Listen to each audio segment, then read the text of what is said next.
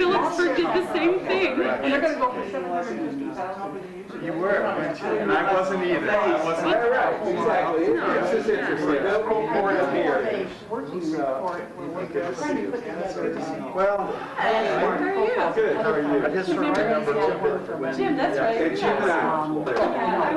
I really admire the work you guys did for first night that play. Thanks. I mean, See, this is all news to me. Here we go. They have a foundation. They sit over here. I want to know about it. We have a couple of visitors that we probably ought to just take a minute and go around and say hello and welcome each person. I'm Steve MacArthur, and I'm a facilitator for this OnCue group, and I appreciate you coming out tonight. We have some important issues, I think, to discuss, and the question is, how do we mobilize the community to recognize the importance of those issues? And so, hopefully, as part of the broadcast and part of the experience tonight, we can get a little bit of clarity around some of these questions and be able to move forward with some projects and some task force.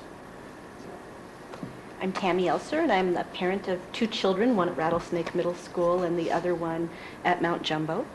And I am also an educator working for the Arley Public Schools.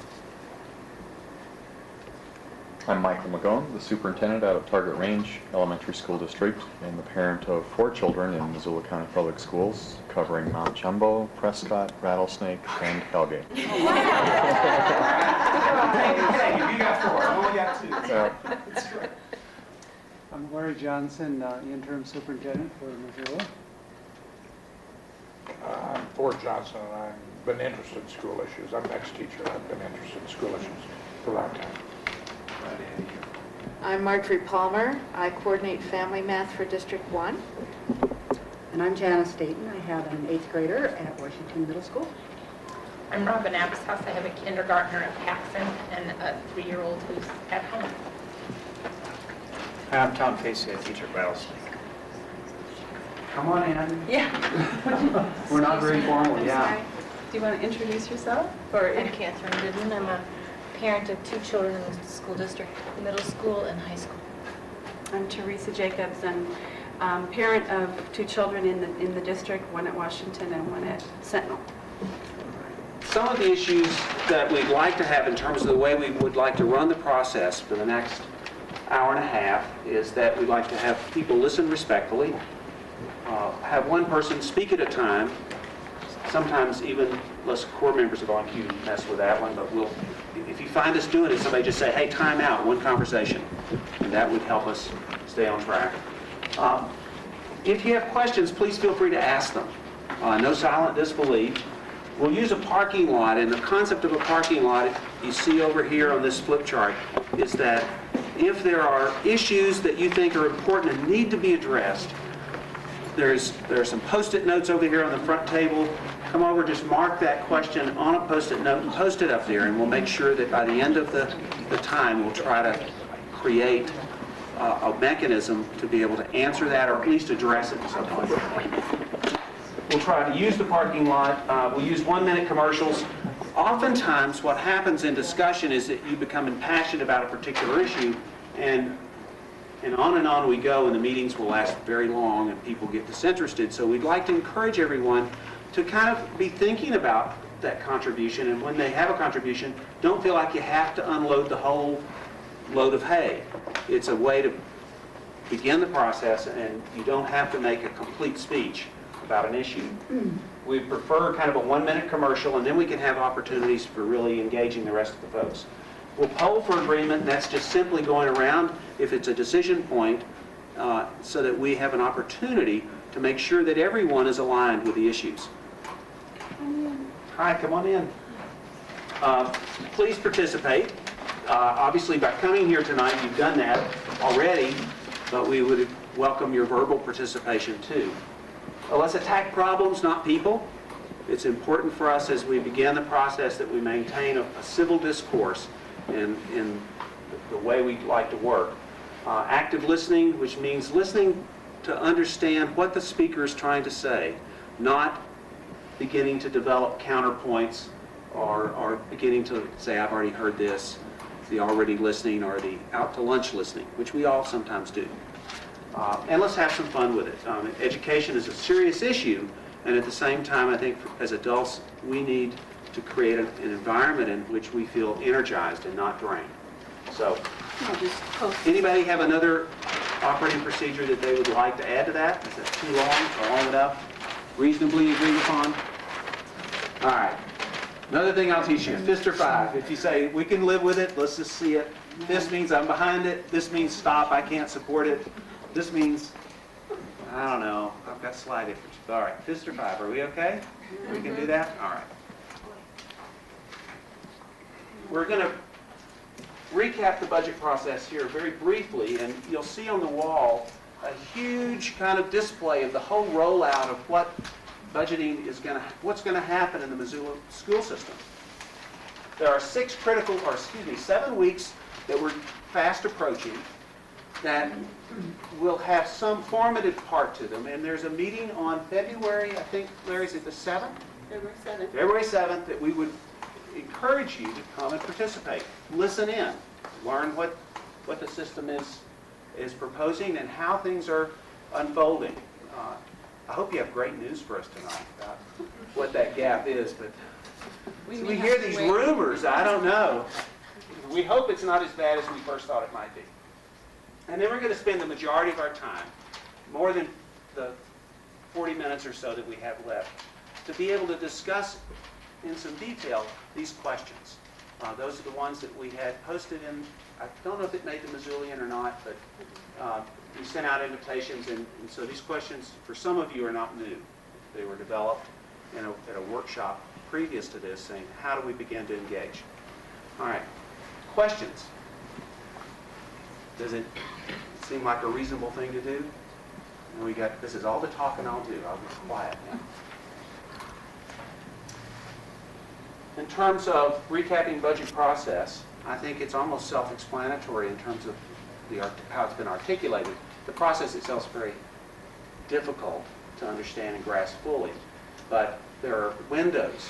Now, does anybody want to add some to new people in the process? I welcome your standing up and going over and studying this chart. Yeah, and maybe after we're finished, We have some time to do that. There's going to be time to study it. Okay. Do you want to say anything about current projections? Is that appropriate? I didn't give you an upfront heads up, but I didn't know if there's anything that is known from the last time in December that we talked. Well, I would invite all of you to come to the February 7th meeting. It will be a public meeting right here, and the administration will lay out the work that they have been engaged in the last month, particularly on budget issues. And you will get at that meeting a pretty clear picture of where we are. And that really triggers then the board deliberations. Board deliberations will then continue through the month of February. We take a 2-week hiatus for the superintendent selection process, and then pick up again at the end of February. And I believe we have 3 meetings scheduled in March. So that becomes then the board deliberation part of the budget, with the hope that the expectation that the board will then land at the end of March. So that's kind of the timeline. I really don't have any details to give you tonight because, for a couple reasons. One, we're still working on it, and secondly, I obviously don't want to preempt the board. Sure. I will say this, we still have, we've been informed by our business manager that our budget for the elementary next year will be less than it is this year, based on preliminary numbers. That is to say, we would take one more count the first week in February. Those numbers may change in one way or another. But as of now, based on preliminary projections, our budget amount will be less than it is this year. In addition to that, we probably have between negotiated salary increases and new needs, whether they're utilities or staffing needs, somewhere in the neighborhood of probably $1.4 million. So that the exercise we've been engaging in is looking at all of the different avenues we can to work with that $1.4 million. And for example, just as I shared with you at the last meeting. We will look at things like teacher retirement and what kind of savings we have there. We'll look at new funding mechanisms that we might have from the legislature. We'll look at reduced enrollment, which means reduced number of teachers. All kinds of things go into that deliberation. If we get down to 0 at that point, then well and good. If we don't, then we begin to look at program restriction, cuts, scale back, and those kinds of things. So that's kind of, again, a repeat of the process. And we'll lay it all out on February 7th.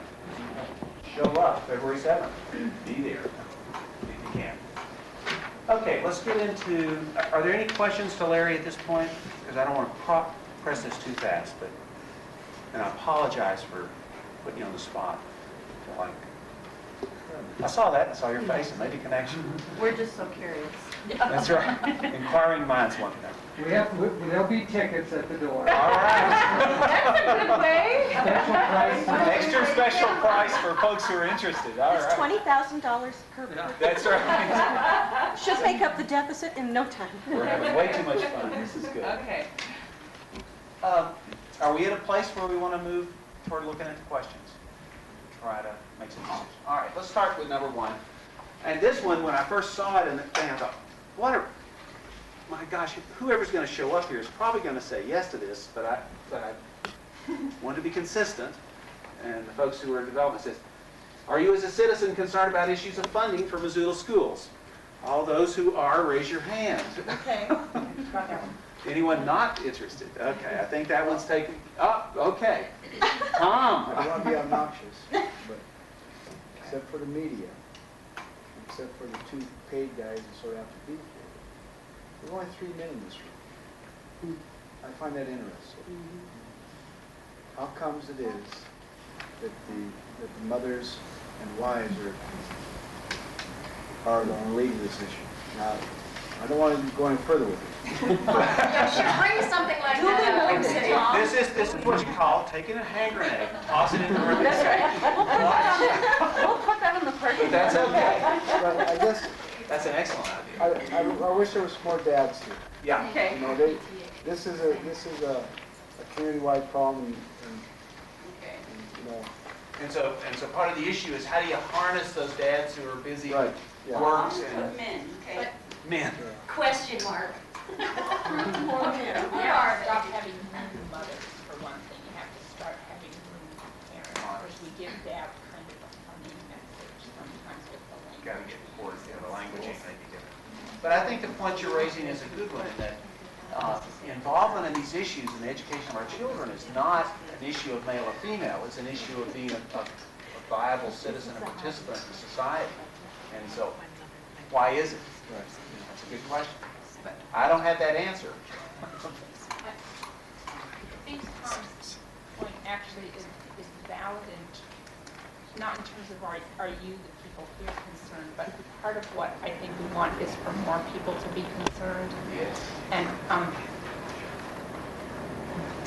I do feel strongly about the room mothers, room parents thing. I was kind of tossing that out offhandedly when I first said it, but I do think that it is worthwhile for us to think about the kinds of messages we maybe unintentionally put out about wanting community and parental involvement in the schools, because I think that there are things that are done really unintentionally, and that's one example that give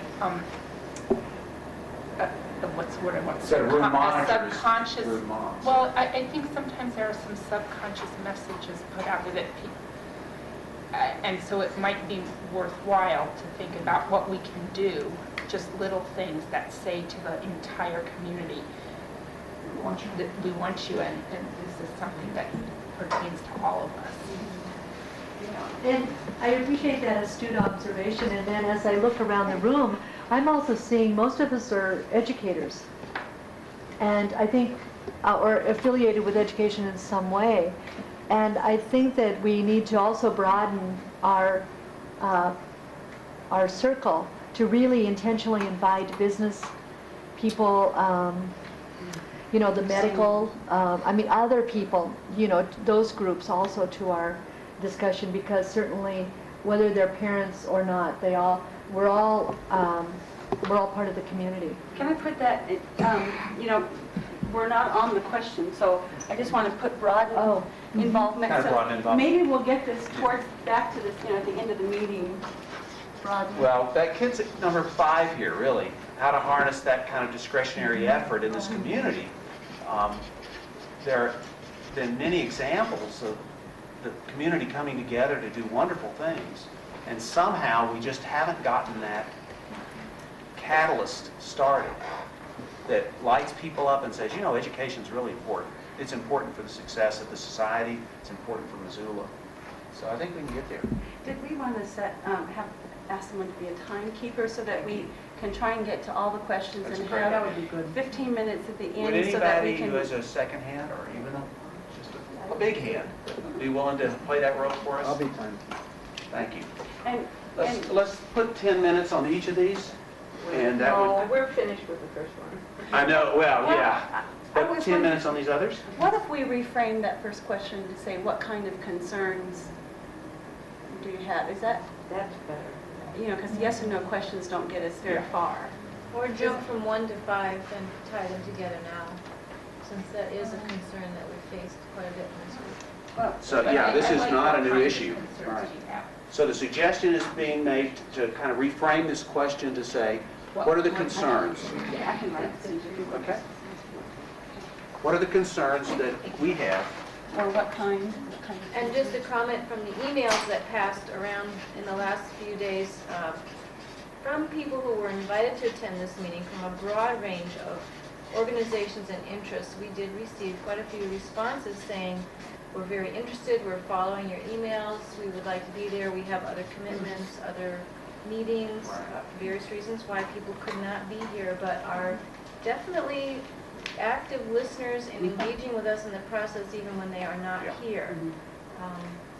And I got a Sometimes we couple are- of the same calls today from people saying, I can't make Sending it. regrets. But Yeah. So people are watching, and as we have said as an OnCue group all along, we're going to do the groundwork so that when the doors open and people are available, and if it comes down to a crisis situation, which we hope it won't, that we will be ready to do the work that needs to be done. And in the meantime, we'll just continue on, even if it doesn't look like we are represented by all groups. I think we are more than it looks like.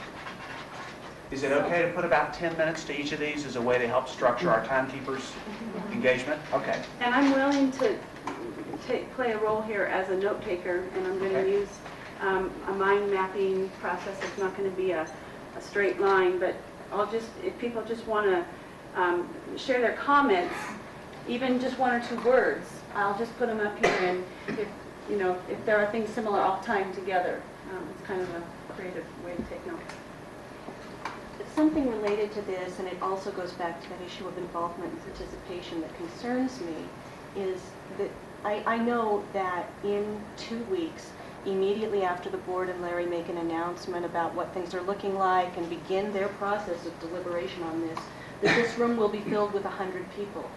And it will be filled with 100 people throughout that budgeting process. The problem is, the problem exists 365 days out of the year. And we kind of, as a public, have approached it from a perspective of crisis management. We read about it in the paper, we get all bothered, we start calling friends, we come down to board meetings, we stand in that line and voice our 2 cents. But it's that sense of crisis management that has me concerned, and the fact that the problem has never gone away. It hasn't gone away for what, 7 years? 8 years?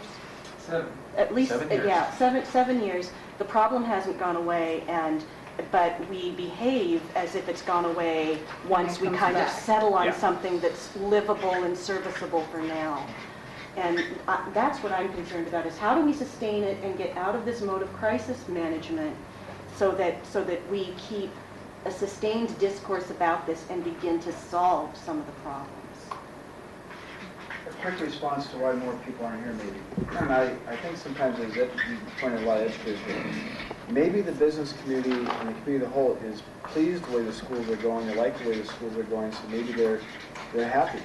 So maybe there isn't, those of us who are educators and sort of see this freight train coming down the tracks, I guess what I'm trying to say, maybe we're being too hard on ourselves. Maybe we have a good product we're producing, a good graduate, we have good community schools and things like that. So maybe that's why you're not here pissed off at us, because, you know. I think that that's true. I think that's absolutely true, Tom, that it's an implication of support. I think, though, that the challenge is that virtually every February for 7 years, the freight train has come down the tracks and we stand in the tunnel watching the light as it comes toward us. And I really would like to find a way to deal more effectively. And I know that it's on a statewide basis, we have to deal with it more effectively, but deal with it more effectively in relation to creating a permanent solution so we're not standing on the track in front of that train every year. One of my concerns is that we don't spend the time to just brainstorm, just to really be creative, take the time to invest ourselves in that way, that we could come up with creative ideas, and that you know, last meeting you shared something with Arlie that may have helped, you know, in terms of a way to budget. That kind of sharing between communities and between people who are in different parts of the community, I think that synthesis and creativity is my, you know, and that's why I'm glad we're here, because I think this is a place to do that, to just brainstorm.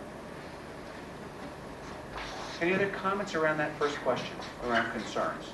Because I think for most of us who've been involved in OnCue, we're aware of the fact that this is not a short-term problem. This is a long-term systemic problem. It's been articulated very well by administration in terms of declining numbers, in terms of aging teachers, and so the issue is going to require more than a quick fix. It has to have some more systemic approach to how do we come up with different ways of solving it, or getting at this number 4 question, how do you get it ways to grow the pie? Well, go ahead. Go ahead. Well, okay, it's not a direct answer to that question, but I think something we don't have up here yet, and I think a lot of what OnCue was born out of is trying to find our way through this public delivery process, so that as we watch that freight train coming through the tunnel, I'm not trying to shove Catherine out of the way to get what I want instead of what she wants, but that all of us as a community can feel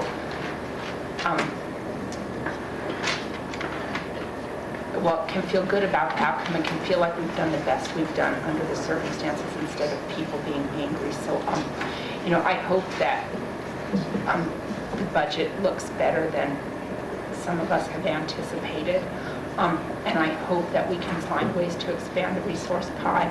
But I also think that human nature being what it is, and education being what it is, there's never enough money. I mean, I've never known of a school that says, oh yes, we have enough. And so with what we have, whether it's very limited or a little limited, how are we going to come together to work instead of working against each other? Did that make any sense? So let me see if I can paraphrase. You're saying part of the concern and part of the impulse from the OnCue group was to try to step out of the way of fighting each other and really try to say, how do we talk about how to solve this problem? It is our problem. It's not just the school's problem. It is our community's problem. Is that good framing? Yeah, and I would add that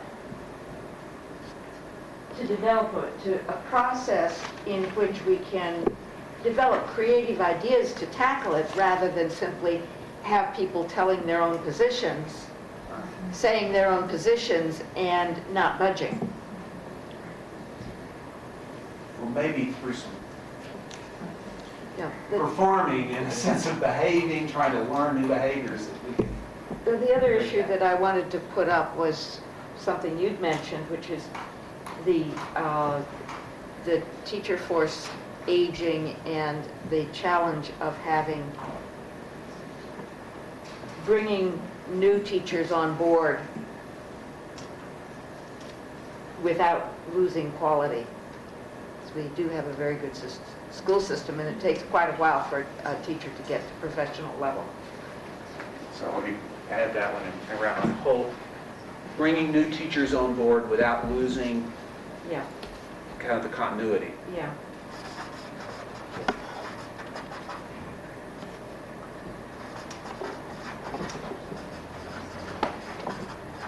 I guess what I wanted to add was, without sounding grousing or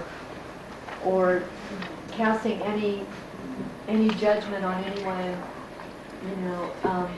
was I really wonder if we really have in mind a vision of what we really want our schools to look like, if we have a shared vision, because I think decisions, rightly or wrongly, have been made just because out of need. Sure. And I'm not sure we really have articulated, as a community, a real vision of what we want our schools to look like. And especially when budgets are tight, I think it's more imperative, even more imperative at that time, to really say, okay, what is the most important function we do as a school system for our kids? What is the most important thing that we In the sense of have to fund? prioritizing the deliverables of the educational system. Yeah. And what are those? And I'd really like us to kind of look at budget decisions based on what is it we really want.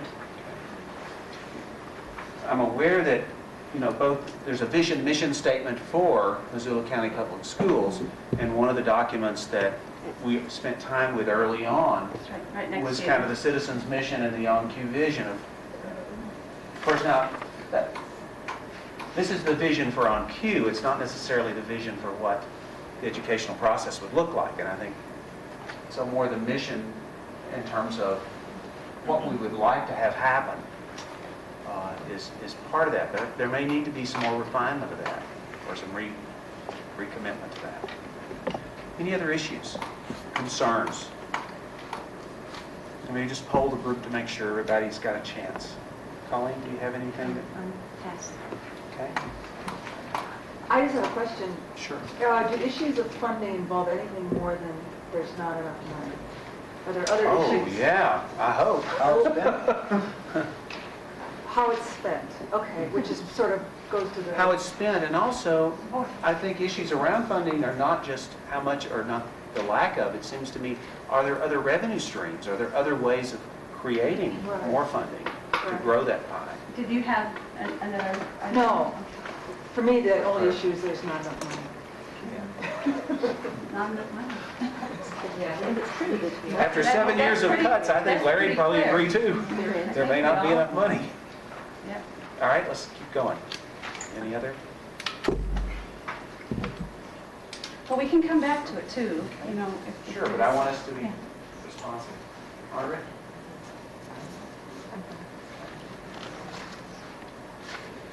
Let's move to the second one then. What can Missoula community, citizens, business, institutions, organizations do to help deal with a continuing budget shortfall? Now, this may be an opportunity for helping us brainstorm around what are some other possible ways of making this work. PEF has come up in a number of discussions. And we have a subcommittee that's worked on it. I'm sorry that Jana had to leave, but I think she said she's coming back. Is she? Yeah, she's coming back, so she'll be able to give that report. We could just go on to do number 3. Well, I want to do something number 2. I've got, sure. when it comes to number 2, sometimes I called attitudinal changes. I.e., at my school, we're going to focus on academics, or we're going to focus on community service. It's like the year of the child, year of the mother, the year. That's something that the community got together with the chamber and whatever and said, this year we're really going to help the schools do blank work. Those are attitudinal things that don't cost money. I know at my school we have a great program sponsored by the Rotary Club where we have a Citizen of the Month, we have pizza and a little plaque and things like that. And this is a little pretty fuzzy, I'll admit there, but does the community want to have a year of academic excellence or the year of just showing up? I mean,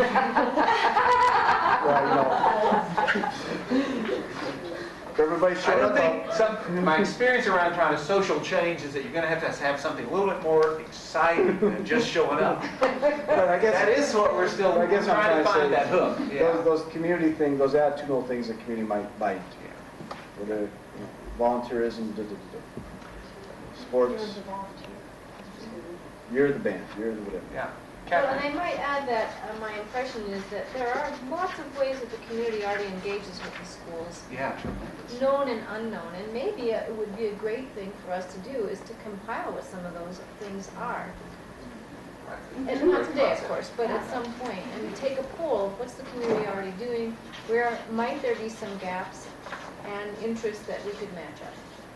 There's a little phrase that comes to my mind that Alex Haley, and since Roots is showing on TV this week, reminded me, it says, find the good and praise it, is one of the comments that he said. And I think that if you want to try to engage people and change, you help reinforce the positive that is. And I think there are, as Catherine said, a lot of things that are happening in the community that probably are unknown to a lot of people in the community.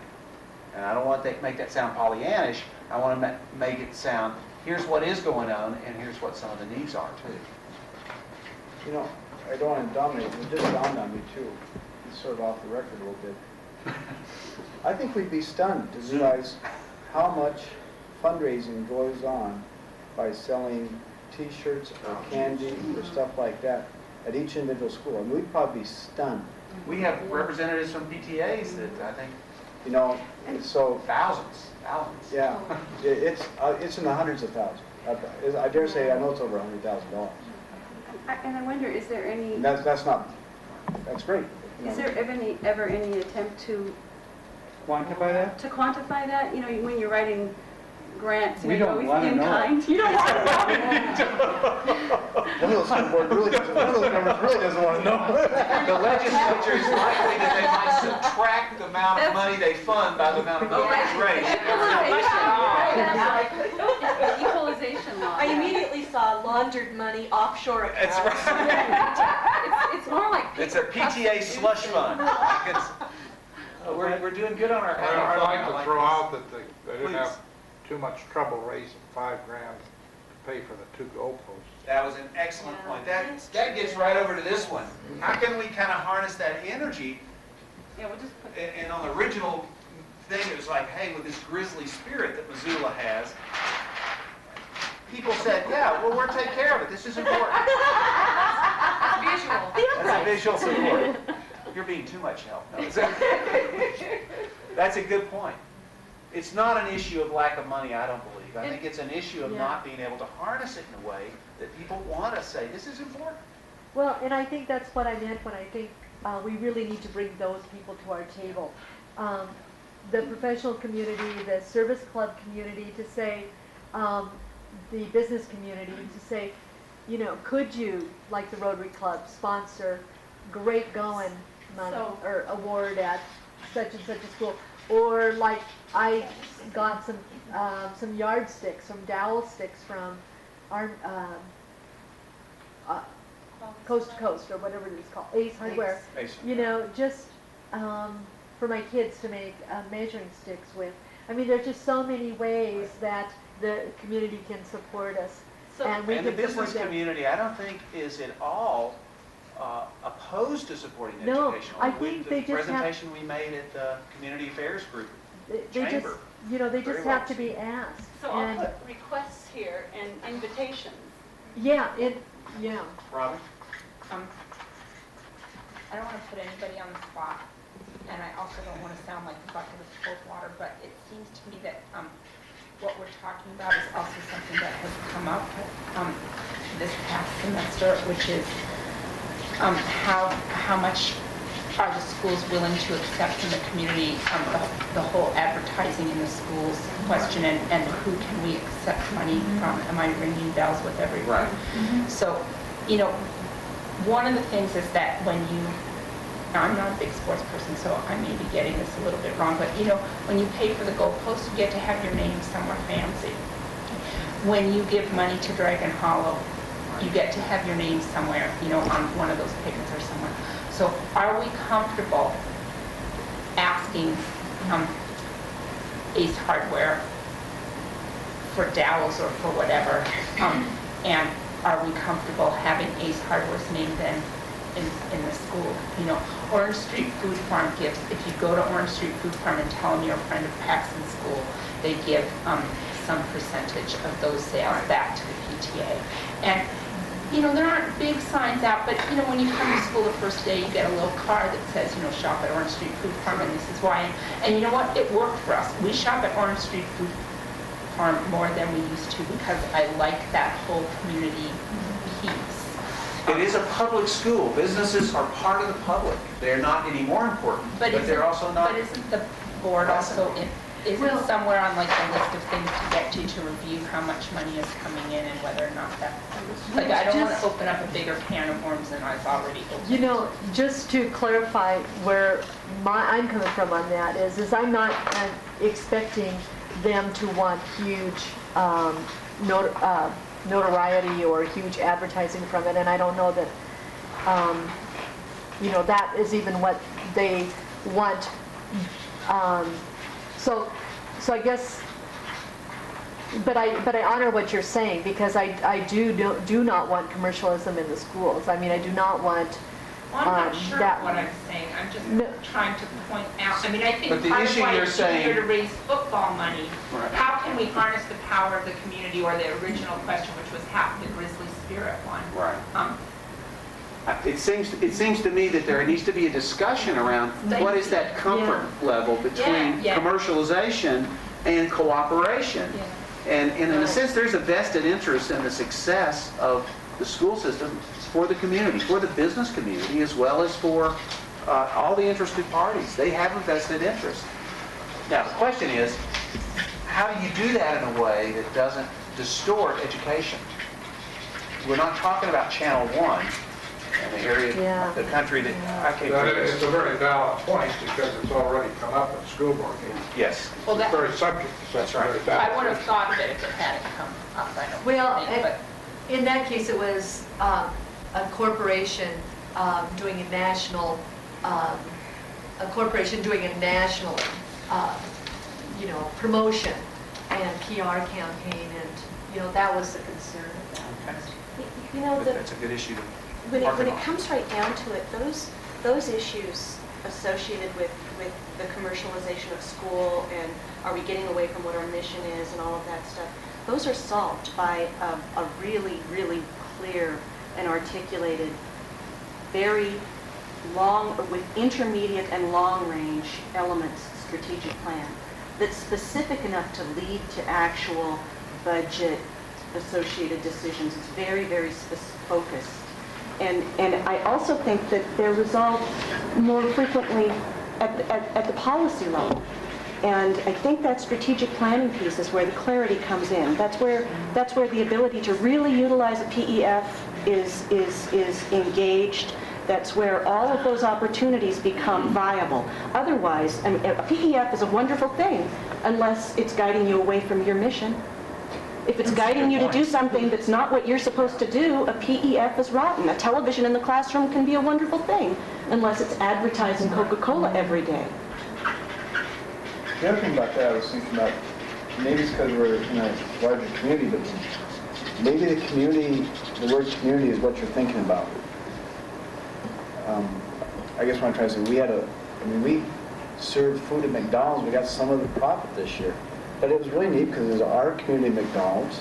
It was cool. People were there. I was there. You know, I was eating my burger and fries. And yeah, I know McDonald's is headquartered elsewhere, but it's like our little McDonald's. And Orange Street Food Farm is our neighborhood store versus somebody who's, you know. And so I think the issue is a great one and might warrant a much larger debate in terms of, we got to it by talking about how do we engage the community. The other side is, what type of engagement do you want from the community? It might have been different had you been serving burgers at the Mo Club or Reds. Yeah. You might have had a different reception, but you know, it was really neat for my 6th grader to walk up and order a burger from her math teacher. You all obviously had a very positive experience. It was cool. Yeah, I think those could be It's a good nice. fundraiser. Okay, any more here around, what else are we going to do to help the community? Part of that's education. It sounds like some of the folks may not understand it. or it's only understood impartially and that they wait till the train lights are, and then hear the the whistle, and Or it's education and focus. Can you explain that? A strategic plan Strategic. creates focus. Okay. And that focus is really clear to everyone who reads it. we have some members of the school board as well as acting superintendent. Is there a strategic plan that you all operate from at this point? The point Tammy's making is a good one.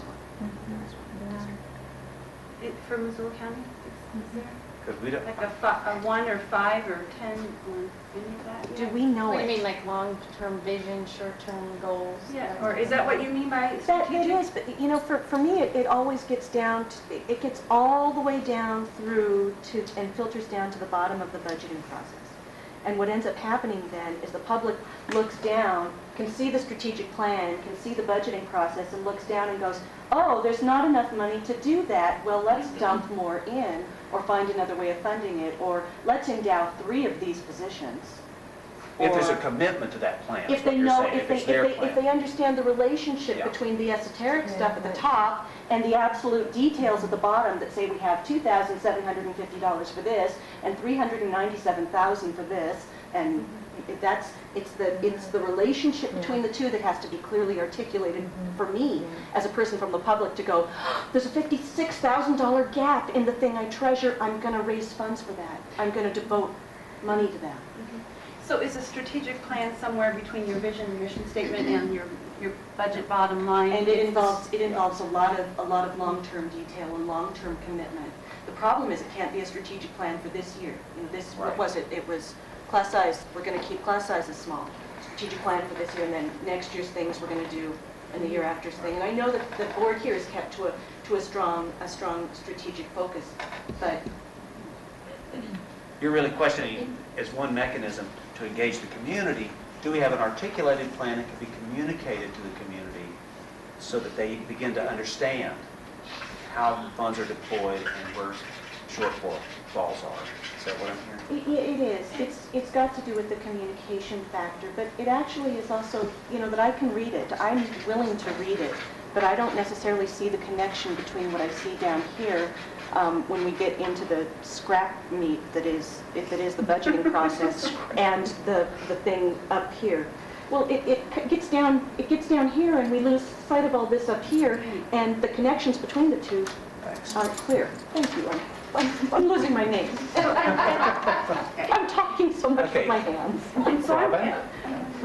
Yeah, you guys are gonna laugh at me because I always refer back to this meeting, but remember like a year ago when we had that big yellow sticky note meeting?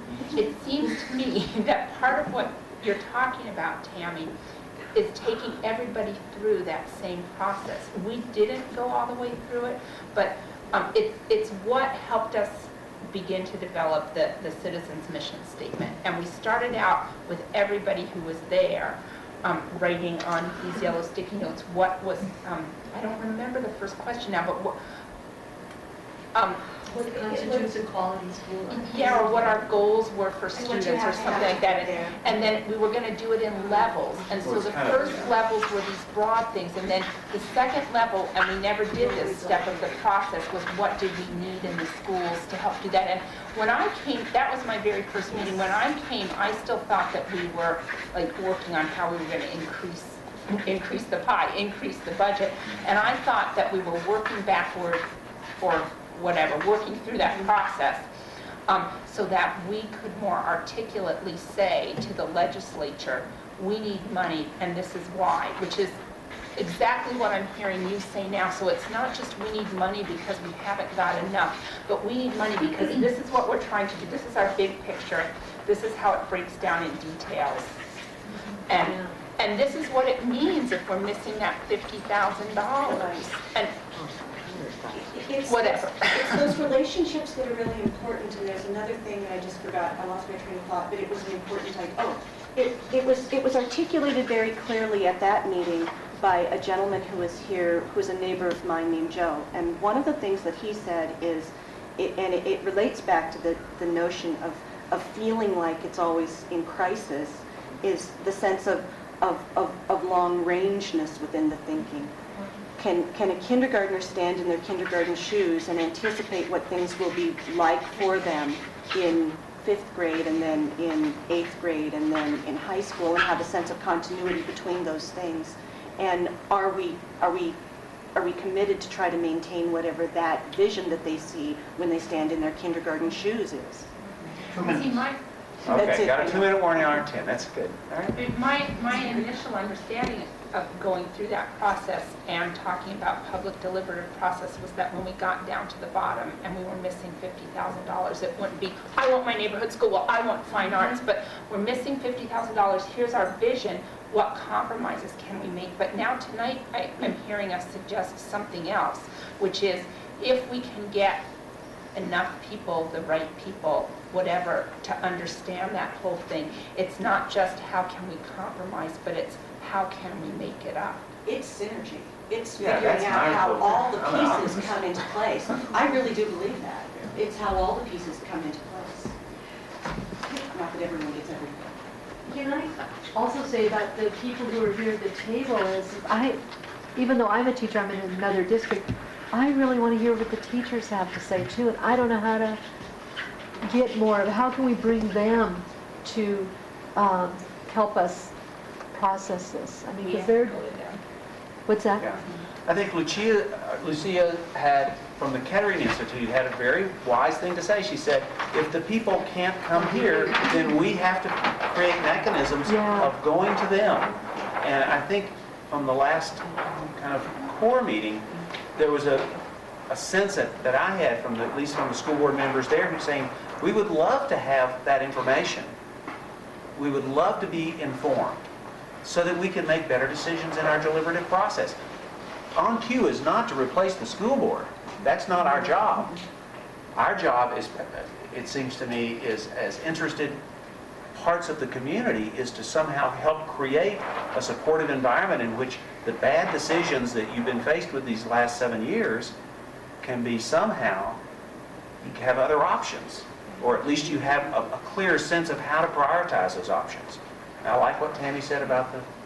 Well, and Dave Severson from the MEA MFT wanted to be here tonight, and as he has been, but he had to be in Helena. So he is our contact with the teachers, and we could, put it in our notes that, we'd like to reach out to teachers. Tom, in terms of wrapping this one, do we need to put a Post-it note or a parking lot issue around somehow trying to stimulate a strategic planning process or recommending to the school that would be helpful? I don't know what's appropriate in terms of how to facilitate that. That'll take care of itself in due time. And I do think that has to come from the board. Right. And what we have now is a compilation of specific and individual goals of various schools, of all the schools and all the departments coming together, all tied to numerous goals that have been set forth by the board several years ago. It's a very different thing from what Tammy is talking about. That's taken it to another level. And I understand what you're talking about, and I think that it's time that this community do exactly that. But that has to come from the board, needs to be initiated by the board, controlled by the board, and there will be discussion about that. Okay, great. It's very exciting. It is really exciting, and I love what each individual school has done. I mean, I have to tell you how much I appreciate the amount of work going into the school improvement process and the plans that the schools are making. Yeah. Do I need to help you? No, it's okay. We'll get I mean, if we need to go to, All right, like, okay. A commercial. Yeah. All right, good. I'm just going to paste it up here and move this one down. so It I was hope I don't distracting make- me, so I was... Yeah, I'm going to try and not make too much noise, but we need space to write. All right. Let's move on. Thank you, timekeeper. Okay, number 3, boy, what are the problems facing our schools now and in the future? Poor construction of that sentence, but the intent. We know a lot of them, but there are probably some we don't know. What do you think are we going to be facing that are concerns?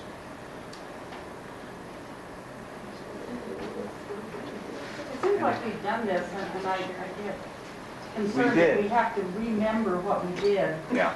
and I can't, and maybe other people can, rather than having, being able to do it. Yeah, I'm not sure why, when the construction of that sentence, this was not, or this question was not the one I would have chosen, but it's the one that was given in the final rollout. Tammy? Okay, I'm sorry.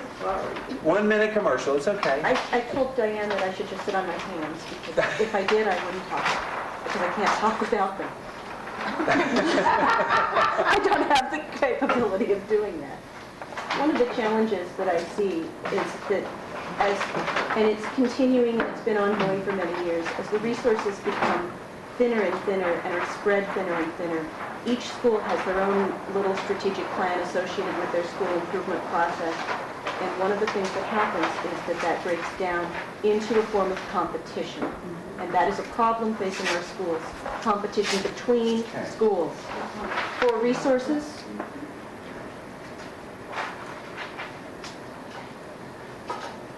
Along those lines, for a quick second, I taught in London for a year, and they competed for resources with the students, because money followed the students. You would have schools that literally be 2 miles apart. They would never speak to each other. I mean, they'd be in the same district. They would never speak to each other, and they would never trade what worked at one place because they were competing for students. And hence I taught there for 8 months. That's the other high school, and it was like a mile away. I said, how come I don't know about this? Well, we're competing for students. We never share what works at our school because they'll pick it up and steal our students. Now, are you putting that as a... I'm just... Example of where competition. Okay, good, but you're not saying that about our I think the point you're raising is a good one, is that how we set up the system, or how the system is set up, we don't set it up, though as I guess as citizens we do in fact, helps in a sense create some structural questions or structural issues. I think one of the problems that we're facing our schools is that we have, how many, we're no longer, it's not a consolidated county, it's a, you've got District 1, you've got Target Range, that's a separate, I'm still new to this, there's 2 or 3 others running around, and some of them feed in at the high school level, but All except Frenchtown. Except Frenchtown. then there's, Frenchtown's got its, and somebody said, well, if you're in Frenchtown, at least you've got Smurfit Stone supporting it. They got industrial dollars that help support that. Here today, gone tomorrow. Yeah, could happen. Could close in a heartbeat and cause terrible disruption to that school district. And that's part of the strength behind the Bonner Development Corporation, not that everybody loves the Old Town Dam. They love the, $250,000 they get, and they have no way to replace it. And we'd love it too if that were our big problem. Sure, that's a great point. We really would. And so that's one of the issues, it seems to me, that Wasn't there a recommendation from the Governor's Study Committee that they would take county-wide funding revenue sources equalize that. and distribute them to the county schools as a whole as opposed to districts? Well, Isn't that- the reverse of you- that. you It's could- actually the funding okay. of the property tax dollar supporting the general fund come from a countywide tax. Yeah. Well, and then the other side of that is that the District 1 has had to close schools while Hellgate Elementary looks like it's going to have to build. This is... So when you talk about public tax dollars, Maybe you the could, structures that we have are creating some bad decisions possibly. Yeah. maybe you could explain a little more about why that is occurring. Well, I could try. A lot of that has to do, Careful. It's occurring. I've got my buddy here. Help each other out. You said you were a superintendent, not an attorney. We've offered to bring MCPS into our district. They just refuse to. On the property tax deal, it's occurring because in the old Constitution of the state, which said there could not be unequal taxation, and when you literally have two taxing authorities right next to each other, and one is very high and one's very low for the exact same service. In the old Constitution, there was a theory of laws that was unconstitutional. The new Constitution since 1972 doesn't have that in it, but don't know how that's going to work out. So there's a suit, the Stovall suit from Billings, saying that it's unequitable taxation, and they're saying at least in one county it should be the same. If I live in Yellowstone County, do I live in Huntley Project, or I live in Laurel, I should pay the same county fee to support my school. So that's where that comes from. And that's the current No, the current one is if I live in Frenchtown, my taxes are low because I've got the mill there. Because I got the If I'm in Missoula, Missoula is a property tax poor district because we have lots of homes and not a lot of businesses, so we're property tax. So the theory is to even that out at least through the county. Not, you could go a step further and do it statewide, but they're thinking about. But there is at least a suit that is saying it should be by the county, or is that the intent? I think the intent of the suit is to get some more money for education, but to balance that suit before it gets to the Supreme Court would be to enact a bill that has this county-wide look. Okay. Equalization at the county level. Yeah, equalization, exactly. Equity at the county level. Now, if they had equalization at the county level, that would kind of resolve this issue about building up the tailgate wall. No, we're not even come close to resolving that. We didn't come close to resolving. Well, how could this issue be, explain to me again, how could this be resolved? You've got a situation here where Hellgate is building up, and Target Range is building up, and you have the schools here. No, Target's not. But some areas are, the question you're trying to raise is that some areas have unequal development because of outlandish, and others, even though they're neighbors to each other. And how could this be resolved, this be equalized? How could they bring some of their students over to Missoula proper? Under the current, and see, these are mechanisms that are man-made, people-made mechanisms that create behaviors. Sometimes they're good, sometimes they're bad. Under the current mechanism, the way you could do it is one of the districts would have to dissolve and be absorbed by the other one. Could they enter, is it possible to enter into a legal arrangement in which you do sharing? Inter-district transfer. Yeah, transfers. The problem with that strikes me, and you can tell me whether my guess has any accuracy to it, is that a pretty fair percentage of the students who would come would be special ed. And we already have a larger burden of special ed than any other district in the counties. Is that pretty much accurate? Missoula County Public Schools probably, though I don't know this, because I don't know what target range percentage of special ed is. Ours is higher than the state average. That's what I know. I don't know about target range. I don't know about. What is your percent? It's about 16% in middle school, and it's about 12% in the elementary. We're in the 12% range. 12 is typical on the national level. 12 is exactly, they say between 10 and 15%. Well, I would think that such an inter-district transfer program would involve a choice. First of all, the parents who want to have a bus take their kids a few miles away, plus the district, which would choose which programs they can accept kids into. I would think it would involve those two. Create more problems. Yeah. But I think the issue is, if those are problems, I mean, the problem that those solutions will be addressing is the issue around fluctuation or the issue around distribution of children across an area. So that you have some districts under the burden of having to have new construction and other districts under the burden of saying, oh my gosh, we have excess capacity of facility, but not funding because we don't have the kids. That's my bucket of cold water. I don't know why I'm in this role tonight. That's okay. It also seems that early on, in the OnCue group, one of the things that people spoke strongly about, and it's at the end of the mission statement, is that neighborhood schools. It's not strong, livable community in which neighbors, teachers, and parents forge supportive relationships over time, work together to look out the well-being of the children. It seems to me that if you're talking about an inter-district transfer and bringing people who live kind of far away, but where we don't want to build another school, to a neighborhood here where we need to fill up a school, that you can't have everything. And so I'm just pointing out that we have to make a choice. Yeah.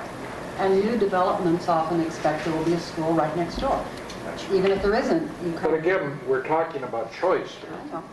I mean, if the parents are free to make a choice that they want to have their child bused or taken or transport somehow to another program where they have space and a good program, there's a One of choice. the ways that I've seen that work in other districts is where you have kind of a magnet school, or in my daughter's case, it was a year-round school, and parents chose whether they wanted their kids to be part of that process. And it was, they talked about small class size, they talked about the learning of young children, and that the loss of knowledge over the summer period. And so basically by creating that other option, in a sense they bled off people from all over the city brought their kids there. They had a waiting list. 2 minutes. And can I just, to be fair, when this question was first put out, at least on the internet, there was actually answers that went along with it. It was phrased differently, and we've explored some of those issues in the last couple meetings. The potential teacher retirements and the lack of teachers nationwide that may be coming here, and then we talked about school closures, lack of funding for programs, and loss of teachers, increased class sizes. All those things are a possibility, and which we've focused a lot on that, and I think we kind of have a handle of which way things can go. And it seems like so much of that is dependent on what happens with the legislature and with the revamping of the equalization law and what's coming down from the federal government, and how creative we can be in getting our act together to make things happen, and possibly inter-district transfer, finding the legality. So for me, and I kind of like to get your head on this, was there ever a time when the school systems were more stable and predictable? To me, that's a huge stress on the teachers and the administrators and our whole public. I think, a lot of people are burned out and don't want to deal with this because it seems like it's an unending problem with no solution. So I think that, to me, that's the number one problem, is that lack of stability and reliability, predictability. And has there ever been a time, or is this just the nature of the beast, speaking to our superintendents and people and administrators? Professional educators, What too. do you think? And teachers who have been in? It's a trade-off. Back prior to 1990, let's say prior to the lawsuit that equalized funding in the state of Montana, financially it was more stable in Missoula at that time. We got about, year in and year out, I was a business manager of the elementary district, we got about 3 to 4% new money every year. We'd go to the table, we'd negotiate about that kind of increase with the teachers, we'd pay our bills. We had some money to do some expanding. So in that sense, it was more stable. But the trade-off to that, which was less stable, was that we had to go to the voters for up to a $4 million levy every year. We had $4 million toward the end of that period of time that was hedged on the acceptance of the voters. When you got a community like Missoula that supported education, it was pretty good. There were a few times that it failed, went back for a second time. I remember even once, only once, going for a third time, but I can only remember that once forever. So in one sense it was more stable, in another sense it was less stable. And it certainly wasn't equal. So it's a legislative problem. If the current system we have now started in 91 or 93, was assuming there'd be continuing enrollments, so that's what was the deal. Even if our declining enrollments, if there would have been a cost of living factor in, cost of education, inflation factor in there, we'd have no problem. We would have no problem. That's my understanding. If even in 91 or 93. I can graph that for you in about 2 seconds. Oh, here. Go for it. You can use this white space right here. Because what Tom is saying is exactly what the point is. Let's just take, and I'm going to use some estimates here, let's just take and let this represent percentages. Okay, percent increases, think of percent increases. And down here represent the years. Starting in let's say 92, 93. I may be a year off, but I think I'm right about that time. Okay, let's graph, for example, the educational CPI. Define CPI for folks who might not know. The Educational Consumer Price Index. Every Okay. major industry has its own CPI. Okay. The cost of doing Yeah. business in Now, education. I'm going to have to estimate at this because I don't have my graph here, but I've done this. So let's start off at about, actually, I probably should change these numbers here. Let's start off at somewhere a little over 3% in terms of the CPI. The curve looks something like this for an educational CPI in terms of cumulative growth over time, okay? The percentage increase, and I'm not suggesting that there's necessarily a direct correlation here, but I think it illustrates what Tom is saying. Now, what Tom is saying is if we got the CPI increase every year in our funding formula, we'd be fine, and we would be. But the percentage increase that the legislature has given us looks something like this. Starting off in 3, they took some money away from us. That was the infamous year that we lost 4.5%, but we were allowed to vote back 4%. Then it hovered at 0% for a couple years. Now this is the increase on our basic funding allocation, which is a percent per pupil increase. Then it went up 1% for a couple years. And then we had a fairly good, one year we had 6% just a couple years ago. The last 2 years it's been 1.88%. That graphically gives you an idea of what the issue is that he just said, and here's the gap. That's the pain. Okay. So, you're right, if the schedules, which were funded by schedules, that is X number of dollars per pupil, for Missoula County Public Schools, about $3,900 for an elementary, about $4,900 for a high school kid. If we were receiving the same percentage increase in those schedules as the educational CPI, we'd be fine. So that's that is a definite, very succinctly done. Thank you very much. Yes. And so that's where the pain is. And so we say, well, that's the 7 years of continued pain and shortfall. Who broke the mirror?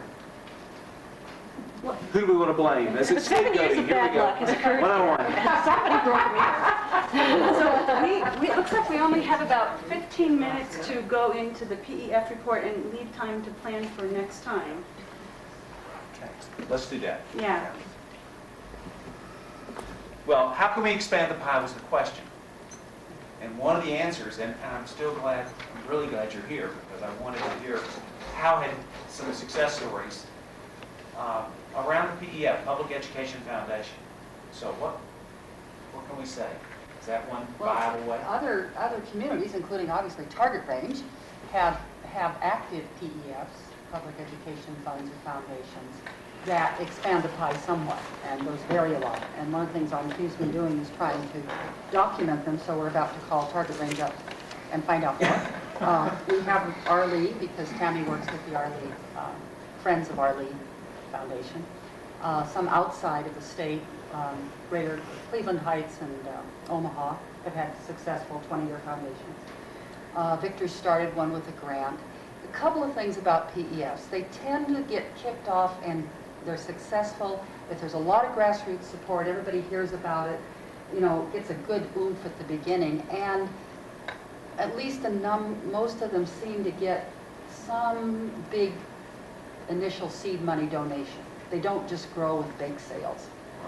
A foundation, a bequest, an endowment, somebody comes along in the first year and says, I'm going to fund this thing, I'm going to get it up and running. And then when they get that initial boost, they begin to accumulate grants and other monies and get going. And so it's kind of a combination of a broad grassroots support, which hasn't really happened in Missoula yet, and finding enough of a pot of money that you're not just scrambling for dollars, in the $1,000 range. So we're trying to look at what we can learn about PEFs, especially those locally in Montana, because they seem to be one option for expanding the pie and enlarging everybody's vision of the money that's needed to close the gap and keep the system stable, because they're not dependent on enrollment or legislative dollars.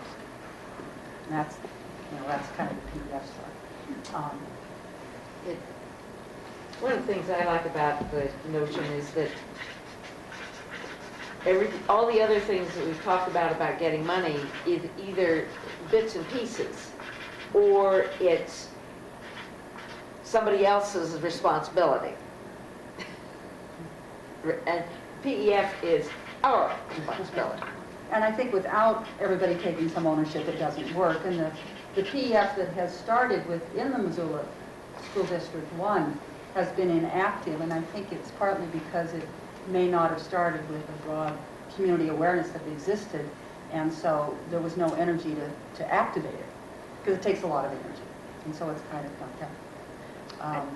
And I don't know, target range is... I'd be curious to kind hear of- about your, I mean, you came to the meeting, we might as well. There you go. Can you tell us a short Are you willing story? to share with us about that? Because that'd be great to hear. Sure. We're not a dream story or perfect story, and I am by no means any expert with regard to the foundation. Our history is not too far off base from what you've talked about. I think that our foundation started up in 1995, and I'm not exactly sure who all started it up. I just see the signatures of our school board on the initial papers. But it was fairly dormant for a couple of years. And then the school board chairman at the time that I was at the Target Range School District, first arrived in '97, worked with me to kind of kickstart it a little bit. And we received, I think, about a $10,000 donation at that time as well. The school board chairman had experience with his foundation from Kansas, where he went to school. And so that was part of the notion of getting it started at Target Range. We're not an extremely active foundation. I guess the gist of our foundation is three-part. One, we wanted to set up some sort of a vehicle for people who wanted to donate, I'm going to say nickel and dime type things. They're not nickels and dimes, but smaller type donations, possibly for specific items. Maybe they wanted to donate $1,000 for a computer or X amount of dollars for some library books or that sort of thing. In the past, they could do that to the school, but because of some of the problems that you have with intermixing donations into the general fund, the foundation worked real well for us along those lines. Then the endowment topic came in, and I am no expert on endowments, but we're a little late getting started with that, but we have received some endowments. Right now, we're plugged in with the Montana Community Foundation, and we have approximately, as of about 3 days ago, we have, I guess, about $25,000 to $30,000 in endowment funds, and they're starting to roll in from 2 or 3 sources. I think part of our success there has not just been with people in the community, Target Range community, getting to know about that, but also some specific financial advisors out there who are aware that the Target Range Foundation is in existence, and they can... Shepherding people to it. Right. And taking advantage of the legislative... Exactly. Well, there was- The Community Foundation has been really helpful for that, because they, all of the accountants and tax accountants in town know about it, are aware, and they literally will look through the list. Someone might go into their office one day and they'll look through the list and, oh, I like that, we could do this with it. And you end up And with Missoula stocks Public and gifts County and... is not there. Well, on the Missoula on January 15th of this year, a $78,000 grant from the Montana Community Foundation will allow 3 Bitterroot Valley school districts Yes. to maintain or expand needed local programs that benefit children and families. So $78,000.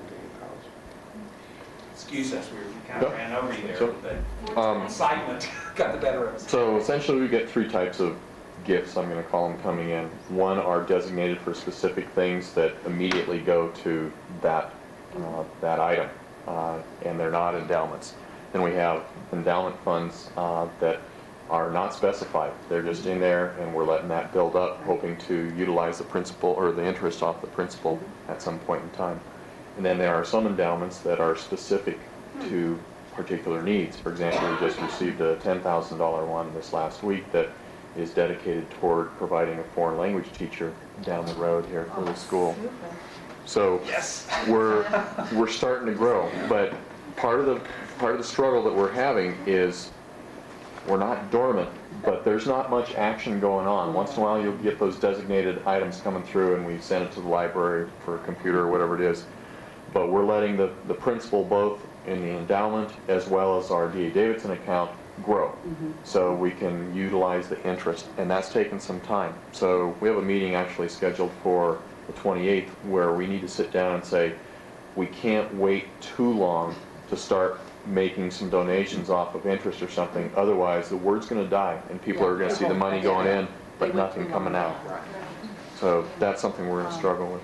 Other foundations seem to have small grant programs, things that teachers can ask for to support classroom work, even if it's in the $5,000 or $6,000 total range, just so that it won't just be, we got to wait till we die before the endowment grows.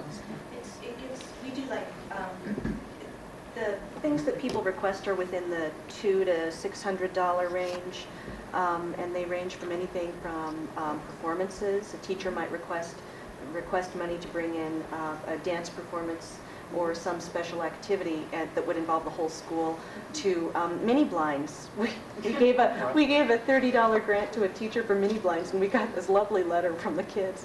We have the best blinds in the school.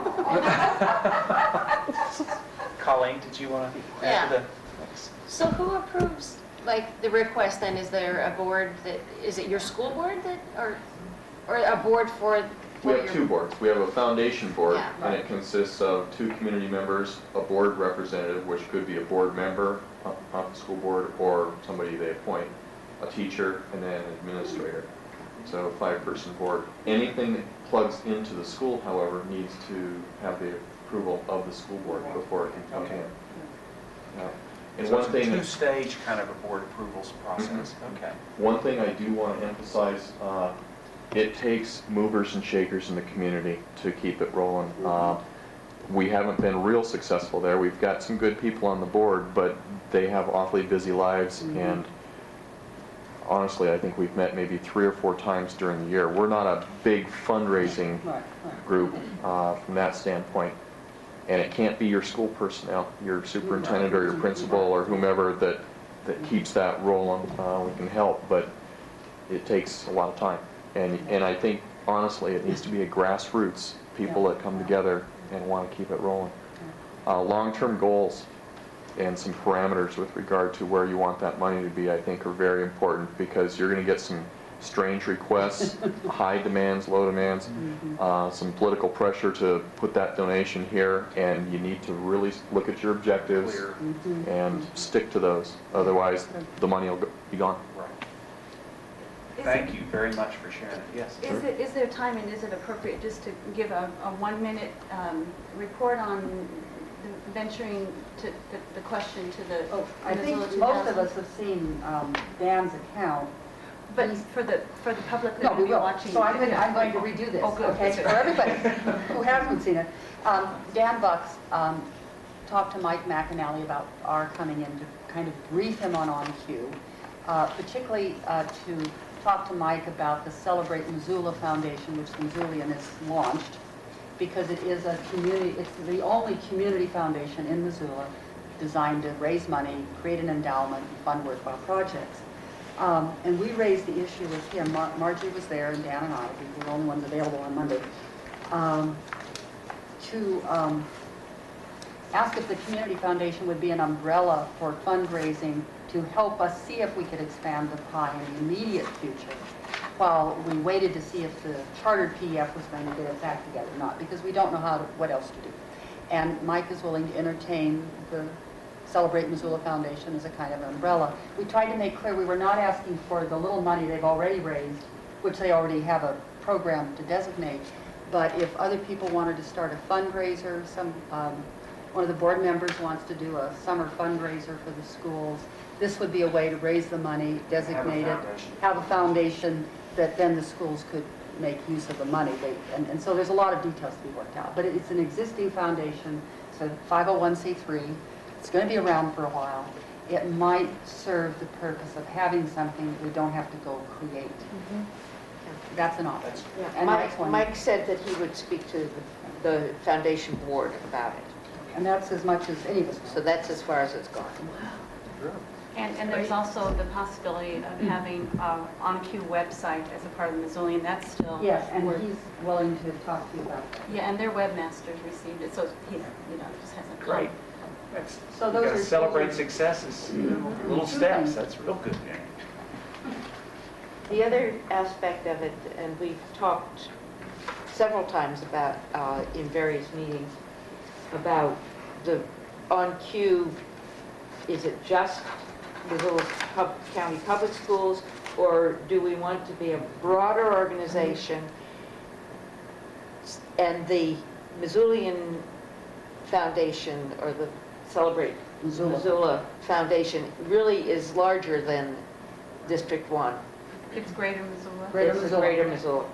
And that kind of enlarges the pie in another way, and seems to make sense that we don't keep trying to compete. I mean, I think the competition issue, where, darned, we could always go to target range, but instead we fight you guys.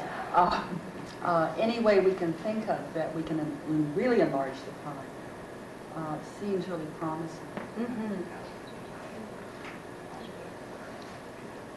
And that almost leads to that next question. And we're about out of time, but I want to make sure that at least we have, what is it that we have to do? And I think some of us who are long-term members of OnCue are kind of like we're up and down, roller coaster a little bit. We're inspired, and yet we're also disappointed because we wanted things to happen faster. We keep telling ourselves this is a long-term process. When we have steps like the meeting with Mike McAnally at the Missoulian, and the opportunity to hear from folks at public education foundations like at Target Range, that inspires me. And I don't know if the other people feel the same. But getting back to that issue of how do we get those, Tom raised the issue, where are the men? Where's the business community? Where are some of the shakers and movers? And how do we reach out to them in a way that has them want to participate? So, I really like the idea of compile, and not that I want to do it, but I'm wondering if anybody's inclined. I really like the idea of celebrating the number of people, citizens in our community that do donate, and to compile that. I just want to see that and have that published on our website or somewhere. I just think it's really important to celebrate what we've recognized, at previous meetings, that we're a part of a generous and creative community. There's a bountifulness here.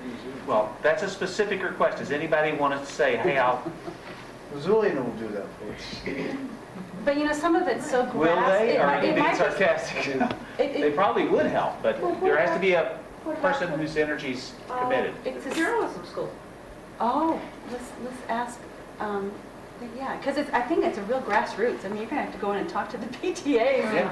Yeah. It's a huge, it would be. Well, every really- school logs their volunteer hours. I mean, I think Right. at the local school level, Yeah.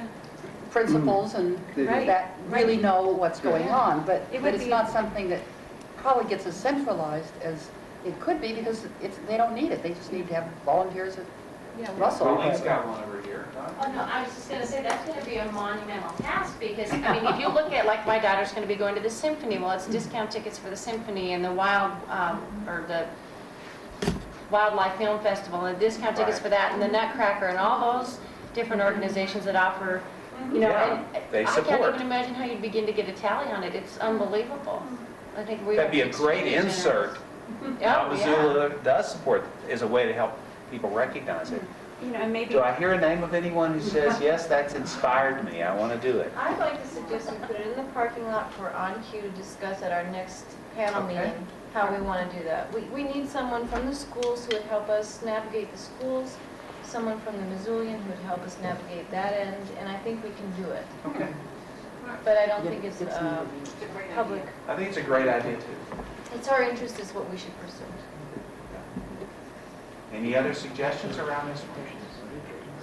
I'll give her this one. What do you, parking lot. Parking lot. Don't let me fit that. Right.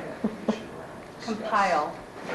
What it says down here. Businesses or No, just all volunteer. Community. How to celebrate. I might say that is one of the goals of the currently chartered Public Education Fund, School District 1, to encourage and increase volunteer and support. I mean, that can be a goal of a public education foundation, to really focus on volunteer contributions and community support. It's not, they're not two different things. But you need money to actually do that, so I don't. Now, getting back to this one around how to harness that power of the community to help it, are you still, Jana, continue to support and be willing to work with the kind of task force on PEFs to try to continue? Still willing to do that. All right, good. So if you're interested, I think I know who most of you are. but for those in the television audience, still mindful, Jana Stanton, and your number is?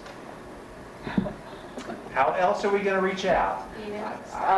Your email address or Actually, whatever? email would be better, but All let me right. give you my number, 721-5558 in Missoula. 721-5558 in Missoula. Email also. Yes, and email is just jstaten@montana.com. J Staten, S-T-A-T-O-N. O-N. It's 8:30, that was for the... That's Thank you, Tom. You're doing great. We started 5 minutes late, but we will end on time. Any other wrap-up questions, or issues, or comments that you want to make? We will have an announcement for kind of a core group planning meeting. Hopefully it'll come up in February. We'll try to put that out for folks.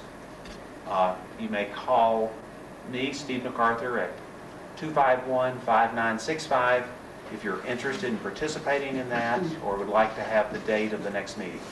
Welcome your participation. Final comments? Is there a date for another meeting? There's not a date for another public meeting at this point. But We we- try to have one every other month.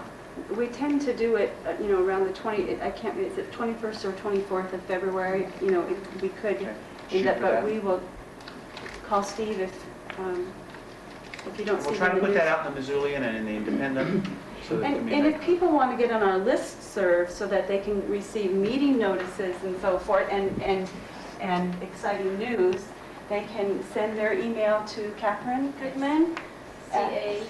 C-A-T-H-E-R-I, no, C-A-T-H-E-R-I @uswest.net. All right.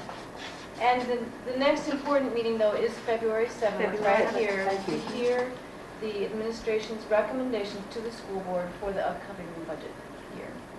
All right. 7 o'clock, is that right?